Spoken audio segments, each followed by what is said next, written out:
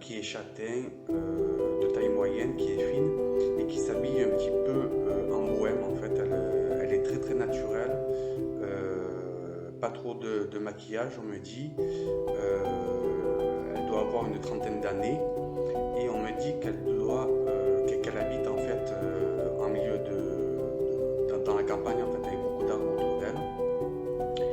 Et c'est quelqu'un qui est un peu perdu dans la vie, qui se sent seul et qui se sent surtout incompris. C'est-à-dire que les gens qu'il y a autour d'elle ne la comprennent pas, elle se sent seule et elle se sent un petit peu à l'écart et un peu comme dans un autre monde en fait.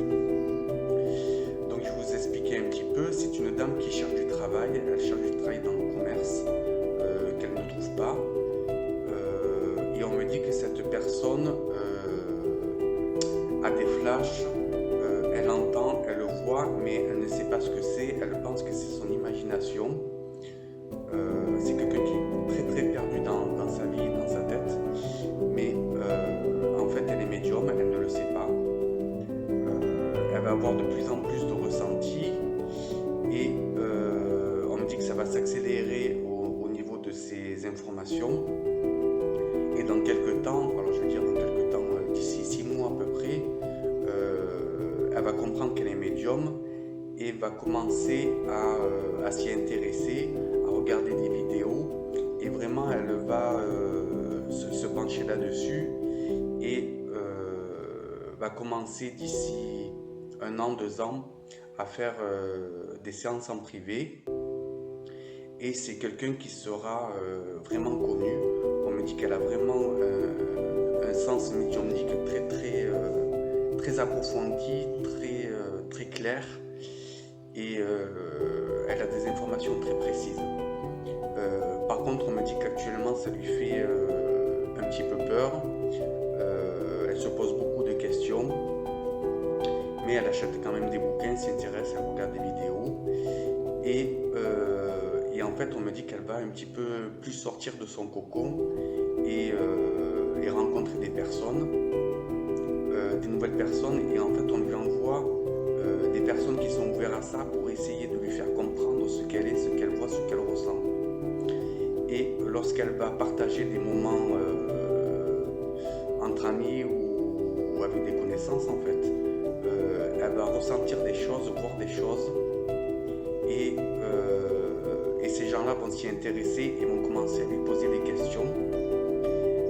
Et un petit peu de bouche à oreille, elle va avoir des clients en fait. Comme je vous l'ai dit, c'est quelqu'un qui habite en campagne, je vois beaucoup d'arbres, et pas très loin de chez elle, il y a de l'eau.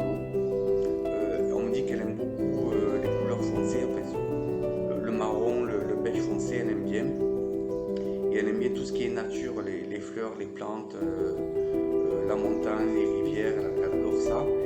Et elle ne le sait pas, mais en fait, quand elle va se balader dans ces endroits-là, on me dit qu'elle se ressource, sans le savoir.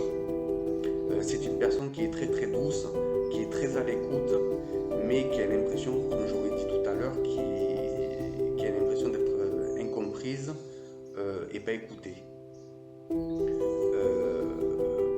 On me dit qu'elle habite pas très loin d'un village, un village qui est petit où il n'y a pas beaucoup de commerce, et peut-être à une 10-15 km de chez elle, il y a une plus grande ville. On me dit aussi qu'à un moment de sa vie, elle aurait aimé travailler avec les enfants. On me dit qu'elle n'a pas de compagnon, elle est complètement seule, célibataire, une trentaine d'années, et c'est quelqu'un qui va petit à petit, à partir de maintenant, voir un peu les choses plus positivement, parce que c'est quelqu'un qui est quand même assez triste, assez renfermée sur elle-même. Par contre, on me dit que c'est vraiment une très belle âme, mais tout ça va changer vraiment en positif, et on me dit qu'elle va être beaucoup plus rayonnante. On me dit qu'elle aimerait voyager, qu'elle aimerait se déplacer, mais elle ne le fait pas faute de financement et qu'elle ne connaît pas beaucoup de monde autour d'elle, elle n'a pas beaucoup d'amis. Mais c'est vraiment une très belle personne. Par contre, au niveau amical, on me dit que son cercle d'amis va vraiment s'agrandir et